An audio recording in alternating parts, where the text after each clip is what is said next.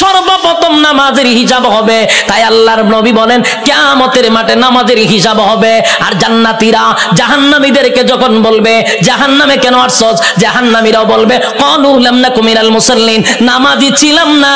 তুই নামাজি ছিলি, যখন আজান দিত বন্ধু ব্যবসা বন্ধ করে তুই নামাজে যাইতি, যখন আজান দিত তুই চাকরি বন্ধ করে নামাজে যাইতি, বন্ধু যখন আজান দিত খেলাধুলা বন্ধ করে নামাজে যাইতি, আমি নামাজে যাইতাম না। তাই আজকে নামাজ না পড়ার কারণে 1 নাম্বার কারণ জাহান্নামে আসা। দুনিয়াতে মানুষ যেই পরিমাণ কাম কুকাম, দিনের কাম রাত্রের কাম সব কাম আমরা করি না, আমরার সাথে কিন্তু ফেরেশতা থাকে 24 ঘন্টা ফেরেশতা থাকে। আমরার কাম কুকাম দিকে ফেরেশতারাও আল্লাহর কাছে কয় আল্লাহ একটু অনুমতি দেন, কিতা কয় এর একটা আসার মাইরা জাগাত মুতায়া লাই আল্লাহ জিগায় ঘটনা কিতা, বলে যেই পরিমাণ করতা যে হিসাব দিতে পারতো না। তা আল্লাহও বলে তোর কাজ এর কাজ আকাম কুকাম করন দেখুন লিখতে রাখুন, আর এর কাম যত আকাম কুকাম করতে পারে তোর কাজ কিন্তু ফিডন না, তোর কাজ দেখতে থাক লিখতে থাক, যত কিছু আছে সবকিছুর হিসাব হইব আমার কাছে। বন্দা যা পারে করো, হিসাব না দিয়া সামনে আগাইবার কোন সিস্টেম নাই। হাসরের মাঠে আল্লাহ হিসাব নিব পাই পাই কইরা, সাইডা দিবনি। রব্বি কারীম বলেন প্রথম নাম্বার কথা হলো ফাহাসিবতুম আন্নামা খালাকনাকুম আবাসাও ওয়া আন্নাকুম ইলাইনা লা তুরজাউন। রব্বি কারীম বলেন এই অনর্থক বানাই নাই, অকারণে বানাই নাই। দ্বিতীয় নম্বরে আল্লাহ বলেন ওয়ামা খালাকতুল জিন্না ওয়াল ইনসা ইল্লা লিয়াবুদুন। রব্বি কারীম বলেন 2 নাম্বার হলো তোরে বানাইছি ইবাদতের জন্য। 3 নাম্বার আল্লাহ বলেন বান্দা তোরে বানাইতে গিয়া ওয়ালাকাদ কাররামনা বানি আদম, সমগ্র সৃষ্টি জগতের মধ্যে শ্রেষ্ঠত্ব দিছি। 4টা কসম করে বলছি বাংলা তোর থেকে সুন্দর আমি আল্লাহ কাউরে বানাই নাই, তোর থেকে সম্মান আর মর্যাদা আমি কাউরে দেই নাই। এরপর আল্লাহ বলেন এত কিছু দেওয়ার পরেও যদি তুই আমি আল্লাহর গোলামি না করস, ওয়ালাকাদ জারানা লি জাহান্নামা কাসীরাম মিনাল জিন্নি ওয়াল ইনস, আমি আল্লাহ আগুন দিয়া তোরে জ্বালাবো আর পোড়াবো। এরপরে রব্বি কারীম বলেন বান্দা শুন, ভালো করে শুন, এত নিয়ামত দিয়া তোরে ছেড়ে দিব না। আমি আল্লাহ কিন্তু পাই পাই পাই করে হিসাব দেব। কুল্লু নাফসিন বিমা কাসাবাত রাহিনা, প্রত্যেকটা মানুষ তার কৃত কর্মের জন্য আল্লাহর সামনে জবাব দিতে হবে। হিসাব ছাড়া ছেড়ে দিব না। রব্বি কারীম বলে হিসাব নিব গো, হিসাব ছাড়া আমি আল্লাহ কাউকে ছেড়ে দিব না। এই যে দুনিয়াতে যা করি সব হিসাব হবে। আল্লাহ বলেন শুন বান্দা, যখন প্রত্যেকটা মানুষের হায়াত শেষ হয়ে যাবে, মালাকুল মউত আজরাইল সামনে হাজির হবে, তার একটা কিয়ামত হবে। কি হবে? কিয়ামত কিন্তু 2 প্রকার, একটা হলো যার যার কিয়ামত, আর একটা হলো সমষ্টিগত কিয়ামত। কথা বুঝতেছে? সাউন্ড একটু উঠান, একটু উঠান। একটা হলো যার যার কিয়ামত, আর একটা হলো সমষ্টিগত কিয়ামত। আল্লাহর রাসূল বলেন যার যার কিয়ামত সম্পর্কে বলেন মাম্মাতা ফাকাত কামাত কিয়ামাতুহু, যে যখন মারা যায় তার কিয়ামত তখন শুরু হয়। আমি যদি স্টেজে এখন মারা যাই, আমার কিয়ামত এখান থেকে শুরু হবে। আরেকটা হলো সমষ্টিগত কিয়ামত, সেই কিয়ামতটা হলো কিয়ামতে কুবরা, এটা বড় কিয়ামত, সেটা বাঁশির মাধ্যমে হয়। ইসরাফিল আলাইহিস সালাতু ওয়াস সালাম যখন বাঁশি ফু দিবে, আল্লাহ বলেন এই গোটা পৃথিবীর যা কিছু তোমরা দেখো বিশ্ব পরিস্থিতির পরিসমাপ্তি আমি ঘটায়া দিব। এটা হইল সমষ্টিগত কিয়ামত। ইদা জুলজিলাতিল আরদু জিলজালাহা, জমিনের মধ্যে তখন জালজালা শুরু হবে, ভূমিকম্প শুরু হবে। যখন যে একটা ভূমিকম্প হইছে 13 সেকেন্ড, 13 সেকেন্ডের ভূমিকম্পে সব শেষ হয়ে গেল। আর ওইটা যে শুরু হইব ওইটা 13 সেকেন্ড না, 13 ঘন্টা না, এটা চলতেই থাকবে। পাহাড় গুলি তুলার মতো উঠতে থাকবে। বিল্ডিং তো দূরের কথা, পাহাড় উইরে উইরে চলবো। এই ভূমিকম্প থামবে না। কুল্লু মান আলাইহা ফান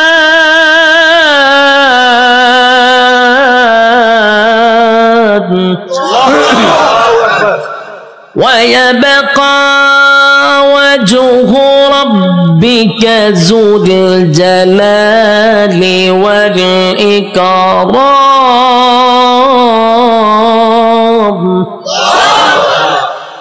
সব শেষ করব। এই অর্ডার কইও সাউন্ড বাড়ানোর দরকার। আমি রিবা বাড়ি কুড়া তুলে দেন না, আমি চিল্লাইলে তুই ইকু রাখবো। হালকা রিবাবের ভিতরে কুড়া দেন। অত্যন্ত কিয়ামত শুরু করছিলেন মাইক মাহফিল, এখন হালকা একটু রিবাবটা ধরায় দেন আমার, যাতে প্রেসারটা গলাত না পড়ে। আল্লাহ বলেন কুল্লু মান আলাইহা ফান ওয়া ইয়াবকা ওয়াজহু রাব্বিকা যুল জালালি ওয়াল ইকরাম। চলবো। কুল্লু মান আলাইহা ফান, সব ধ্বংস হবে। ওয়া ইয়াবকা ওয়াজহু রাব্বিকা যুল জালালি ওয়াল ইকরাম, শুধু আল্লাহ ছাড়া সব ধ্বংস। আজরাইলও ধ্বংস, যে সিংহায় ফুক দিব সেও ধ্বংস হবে। মোট কথা কেউ থাকবে না। এটা হলো সমষ্টিগত কিয়ামত। আর প্রথম হলো যে যখন মারা যাবে তার কিয়ামত তখন থেকেই শুরু হবে।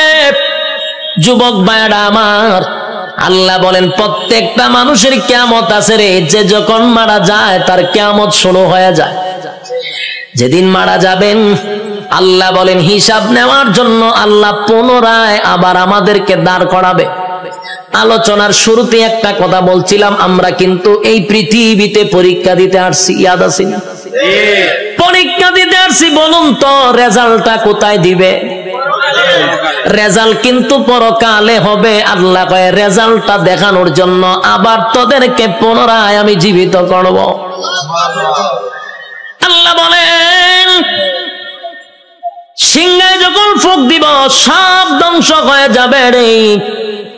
সব ধ্বংস হওয়ার পরে সর্বপ্রথম আমি আবার জীবিত করব ইসরাফিল আলাইহিস সালাতু ওয়াস সালামকে। আবার আল্লাহ বলবেন সিংহায় ফু মার। যেই মাত্র আরেকবার ফু দিবে ওই শেষের ফুয়ে প্রত্যেকটা মানুষের বডির ভিতরে আল্লাহ আবার রূহ দিবে। কাদা মাটির থেকে আবার রূহ পাইয়া মানুষগুলি মাটি গঠন হবে, আবার পুনরায় বডি গঠন হবে। কাদা মাটির থেকে আবার আপনি ওইটা দাঁড়াবেন। যেখানে দাঁড়াবেন, যেখানে বৈশা ওয়াজ শুনতাছেন সে জায়গাটাই হবে হাসরের মাঠ। যেখানে বই আওয়াজ শুনতাছেন এটা হাসরের মাঠ হবে। এই পৃথিবীটাকে আল্লাহ হাসরের মাঠ বানায়া দিবে। কিন্তু এখনকার পৃথিবী আর তখনকার পৃথিবী একরকম নয় রে। তখনকার পৃথিবী আর এখনকার পৃথিবীর মধ্যে উল্লেখযোগ্য একটা বেশ কম থাকবে। এখন তো কত উঁচু উঁচু বাড়ি আছে, পাহাড় আছে, সাগর আছে, নদী আছে। তখন কিছুই থাকবে না, সমতল একটা মাঠের মতো। মানুষ সেখান থেকে ওইটা দাঁড়াবে। আর বিজ্ঞানী বলেন মানুষকে আমি কেন দাঁড় করাবো জানো নি? দুনিয়ার জমিনে পরীক্ষা দিছিলি, আমি আল্লাহ সেটার রেজাল্ট তোর হাতে ধরায়া দিব। মানুষ গিয়া জমা হবে হাসরের মাঠে। কেউ পানি পান করবে, কেউ কলিজা পাটা পিপাসা লইয়া হাসরের মাঠে দাঁড়ায়া থাকবে। একদিন নয় রে, 2 দিন নয়, 50,000 বছর দাঁড়ায়া থাকতে হবে। সাধারণ কথা না, সাধারণ কথা না। পানির পিপাসায় জিহ্বা কুকুরের মতো বাহির হবে। আল্লাহর পয়গম্বর বরকতে হাত দিয়ে কাউকে পানি পান করাবে, আর কেউ পানি না পান করে হাসরের মাঠে দাঁড়ায়া থাকতে হবে।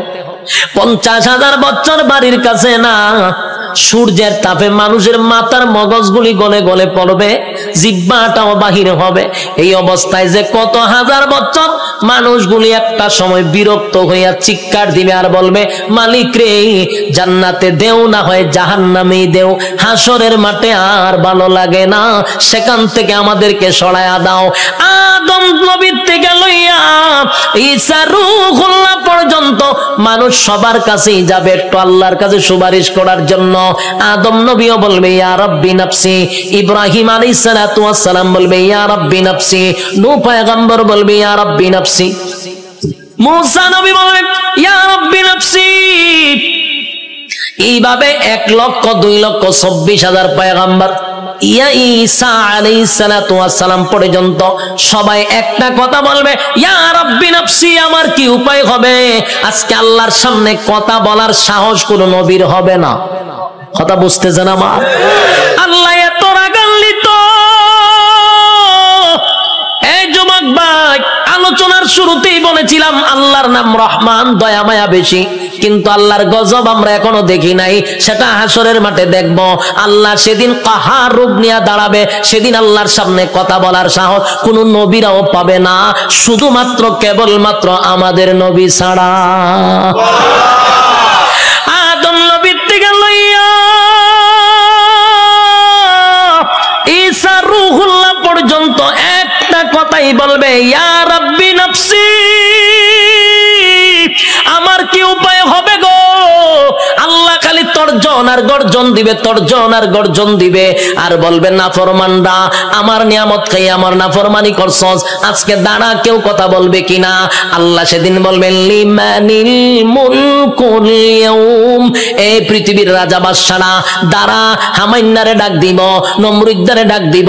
আল্লাহ সেদিন বড় বড় ক্ষমতাশীলরে ডাক দিবে, নমরুদ্দা দাঁড়া, ফেরাউন্না দাঁড়া। আল্লাহ বলবেন সাজ্জাদ দাঁড়া। আল্লাহ এইভাবে আবু জাহেলকে ডাকবে, যত জালেম শাসক আছে সবগুলাকে আল্লাহ সেদিন ডাক দিবে। ভারতের দাদারেও ডাক দিব, ওয়াংশাংশচিরও ডাক দিব, বুসারেও ডাক দিব, সবাইরে ডাক দিব। বেডাগিরি তো কম দেখাইছত না, আজকে দেখা। কথা কন্যা দি, বেডাগিরি যারা বাংলাদেশও করো তারাও কিন্তু ডাক দিব, দাঁড় করাইব, দাঁড়া, বেডাগিরি কম করছত না। নির্দোষ আলেমদেরকে সাইজ করছো, দাঁড়া, আজকে দেখি তোর ক্ষমতা কতটুকু আছে। দাঁড়া, ক্ষমতা দেখতে লই আমি দাঁড়া। কেউ কথা বলবে না, নিস্তব্ধ হয়ে যাবে। কথা বলার সাহস আছে নি কেউ? এখন এনে কত বেড়াগিরি, এখন বেড়াগিরি অভাব নাই। সেদিন কেউ কথা বলবে না, কেউ কথা বলবে না। আল্লাহ তখন নিজেই কইব লিল্লাহিল ওয়াহিদিল কাহার, আজকের একমাত্র ক্ষমতা আমি আল্লাহ। এই ভয়াবহ পরিস্থিতিতে কেউ কথা বলার সাহস পাবে না। আল্লাহ নিজেই কোরআনে বলেন ইয়াউমা ইয়াফিরুল মারউ মিন আখিহি ওয়া উম্মিহি ওয়া আবি ওয়া সাহিবাতিহি ওয়া বানি।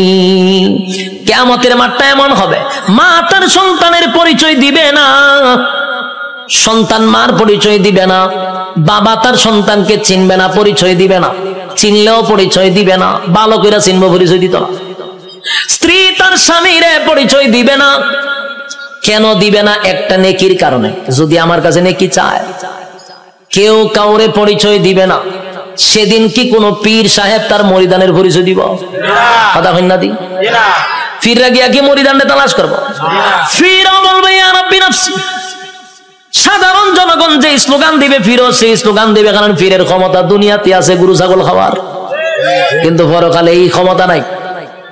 পরকালে ফিডার ছুটে দৌড়াইব খালি। যুবক ভাই, কিয়ামতের মাঠে কেউ কারো হবে না। আল্লাহ সেদিন হিসাব নেওয়ার জন্য দাঁড় করাবে, একটা দল ডান দিকে আর একটা দল বাম দিকে। আল্লাহ যার কাছে হিসাব চাইব, রেজাল্ট যার হাতে দড়াইয়া বলবে হিসাব দে, আল্লাহর কসম জান্নাতের গ্রাণও সে পাবে না। আমার কথা বুঝতেছে? আজকে এই কথাটা সারা জীবন ইয়াদ রাখবেন। আল্লাহ যার কাছে হিসাব চাইব, হে কোনোদিন জান্নাতে যাবে না।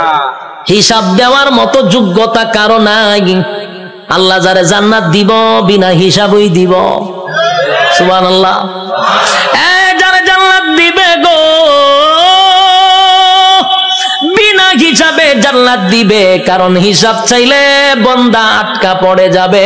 হিসাব চাওয়া মানে হলো বিপদে পড়ে গেছ। আল্লাহ বামপন্থীদেরকে হিসাব নিবে।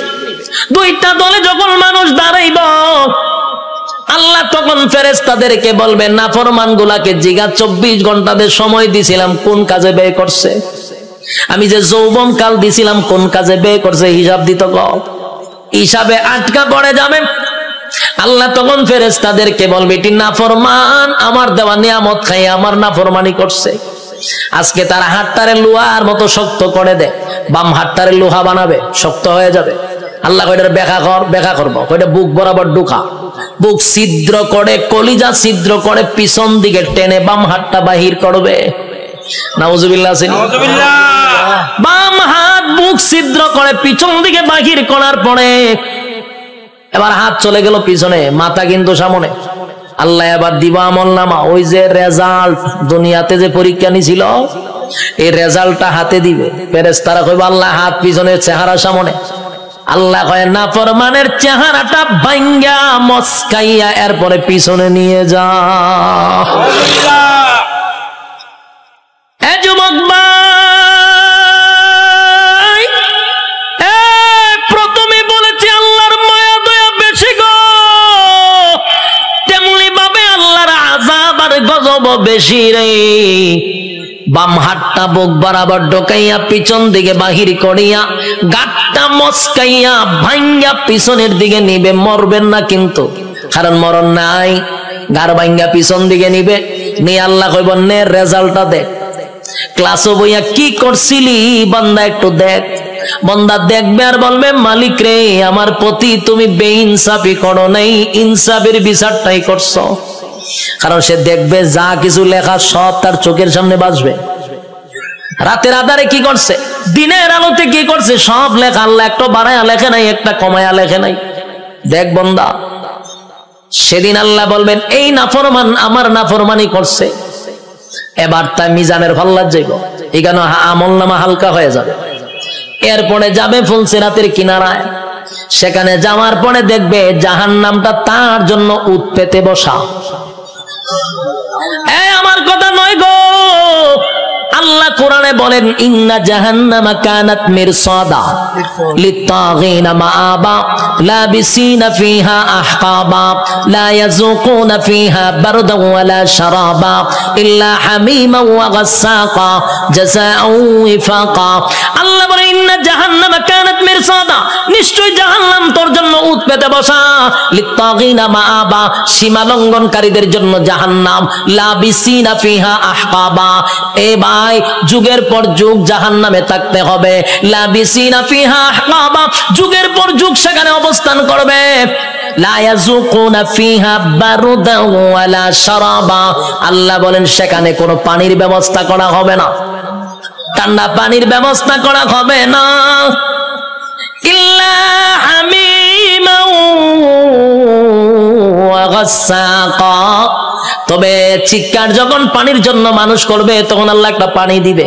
এই পানিটা হবে তোর শরীরের রক্ত, তোর শরীরের পোষ, বিষাক্ত পানিটা পান করার জন্য দিবে। পানি গরম টকবক, পানিটা পান করার পরে জাহান্নামীদের নারী বুড়ি সব বাহির হয়ে যাবে পায়খানার রাস্তায়। চিৎকার দিয়া বলবে মালিক এমন পানি তো তোমার কাছে চাই নাই গো, এমন পানি তো তোমার কাছে চাই নাই, তোমার কাছে চাই নাই। এটা কেমন পানি দিলা, বেদনা বিষাক্ত বেড়ে গেল। আল্লাহ তখন যে জবাবটা দিব এর শিকার ভয়ানক জবাব। আল্লাহ কয় জাযাউ ওয়াফাকা, বান্দারে এটা তোর কৃত কর্মের পূর্ণ ফল। এতক্ষণ ভাই যে শারীরিক কষ্ট, এই কথাটার কারণে মানসিক কষ্ট বেড়ে যাবে। আল্লাহ কয় এখন মজা বুঝ কেমন লাগে, আমার দেওয়া নিয়ামত খাইয়া আমার নাফরমানি করছ, আজকে মজা বোঝ। আমি তোরে পানি দিছিলাম দুনিয়াতে, ঠান্ডা পানি, মিষ্টি পানি। গরমের সময় টিউবওয়েলের পানিটা তোর জন্য ঠান্ডা করে দিছিলাম। এই শীতের সময় পানি গরম করে দিছিলাম। এত নিয়ামত খাইয়া তো আমি আল্লাহরে একবার ডাক দেস নাই, আজকে কেন আমারে ডাকস? খা এখন বিষাক্ত পানি খা, মজা বোঝ, কেমন লাগবো? আর কষ্ট বেড়ে যাবে। বুলাবাসীরা, একটা কথা মন গড়া বলি নাই এতক্ষণ, যা বলছি কোরআনের বাহিরে একটা কথাও বলি নাই। কোন গল্প বলার জন্য আমারে আনেন নাই, আর আমিও কোনো মাহফিলে গল্প বলিও না। যতক্ষণ বসছেন কোরআনের বাহিরে কোনো কথা শোনেন নাই। শেষ কিছু সময়, আমি আর সময় লম্বা করব না, কিছু সময় আপনারা আমার দেন, আমি ফিনিশিংটা দিয়া দিই। এবার আর শোন, বিরক্ত হইতেছেন? হ্যাঁ, বিরক্ত হলে আমার ডাবল সুবিধা। আমার মাথায় ব্যথা করতেছে, তারপর আপনাদের আগ্রহ দেখে ওয়াজ করতেছি, খারাপ লাগতেছে? বিরক্ত হইতেছেন? কথাগুলি দিলের কান লাগায়া শুনেন। রব্বে কারীম কিন্তু হিসাব নেওয়ার জন্য আবারও দাঁড় করাবে, হিসাব নিবে, জাহান্নামে আপনার স্থান হবে। আল্লাহ কয়, আমি তোরে নিয়ামত দিছিলাম আমার ইবাদত করার জন্য, গোলামি করলি শয়তানের, আমি আল্লাহর গোলামি করলি না, এখন মজা বুঝ। জাযাউ ইফাকা, ছাইরা দিত না কিন্তু আল্লাহ। হ্যাঁ যুবক ভাই, এখন আসুন, একটা দল জাহান্নামে চলে গেল, আর একটা হলো ইল্লা আসহাবাল ইয়ামিন, আর একটা দলের কাছে আল্লাহ কোনো হিসাব চাবে না, বিনা হিসাবেই জান্নাত দিবে। বিনা হিসাবে জান্নাত, রব্বি কারীম বিনা হিসাবে জান্নাত দিবে গো, বিনা হিসাবে জান্নাত দিবে। ডানপন্থীদেরকে আল্লাহ ডান হাতে আমলনামা দিবে, ডান হাতে আমলনামাটা ডানপন্থীরা পাওয়ার পরে খুশিতে লাফাইতে লাফাইতে লাফাইতে থাকবে। এত আনন্দ কেন জানেননি? নিম্নস্থলের একটা জান্নাতীর জন্য আমার আল্লাহ এই পৃথিবীর 10টা পৃথিবীর সমান জান্নাত রাখছে।